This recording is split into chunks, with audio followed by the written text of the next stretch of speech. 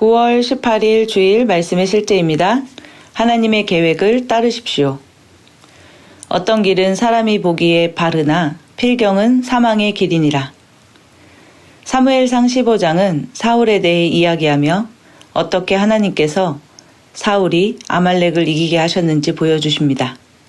하나님은 사울에게 가축을 모두 포함하여 아말렉을 완전히 진멸하라고 구체적으로 지시하셨습니다. 하지만 사울과 백성들은 그들이 가지고 싶지 않은 것은 파괴시키고 그들이 원하는 것은 약간의 전리품으로 삼으며 놔두었습니다. 심지어 그들은 아말렉 왕을 살려주었습니다.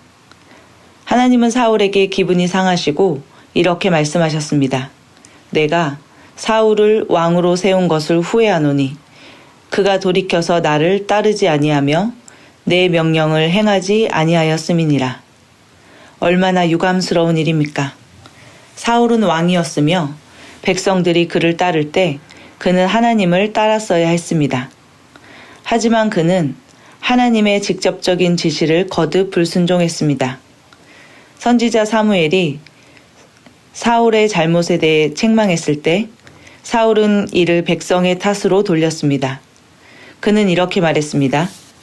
백성이 당신의 하나님 여호와께 제사하려 하여 양들과 소들 중에서 가장 좋은 것을 남김이요 그 외의 것은 우리가 진멸하였나이다. 사울은 하나님이 주신 분명한 지시를 따르지 않은 것도 모자라 자신의 행동에 대한 책임도 지지 않고 백성을 탓했습니다. 당연히 사울은 그의 고의적인 불순종으로 인하여 하나님의 계획을 놓쳤습니다. 이후 성경은 말합니다. 여호와의 영이 사울에게서 떠나 여호와께서 부리시는 악령이 그를 번뇌하게 한지라. 항상 하나님의 지시를 따르십시오. 그분의 말씀과 계획과 인도를 따르십시오. 어떤 사람들은 그들을 향한 하나님의 목적과 연관없는 야망을 쫓아 살아갑니다. 그들은 성령의 인도하심에 자신을 내어드리지 않습니다. 그렇게 살지 마십시오. 성령님께서 말씀하시는 대로 따르십시오.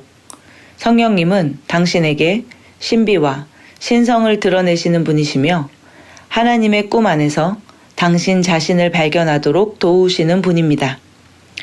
당신이 무슨 생각이나 계획을 가지고 있든지 그것들이 그분의 말씀, 곧 그분의 완전하신 뜻과 일치하는지 확인하십시오. 주 되심과 그분의 말씀의 인도에 내어드리십시오. 하나님의 말씀은 빛이며 그분 안에서 그분을 따른다면 당신은 어두움 가운데 걷지 않고 생명의 빛을 얻을 것입니다. 당신은 모든 지혜와 총명에 하나님의 뜻을 아는 지식으로 가득 찰 것입니다. 참고 성경 구절입니다. 에베소서 2장 10절 말씀입니다. 우리는 그분의 작품이요 그리스도 예수님 안에서 선한 행위를 하도록 창조된 자들이니라. 하나님께서 그 선한 행위를 미리 정하신 것은 우리가 그 행위 가운데서 걷게 하려 하심이니라. 아멘.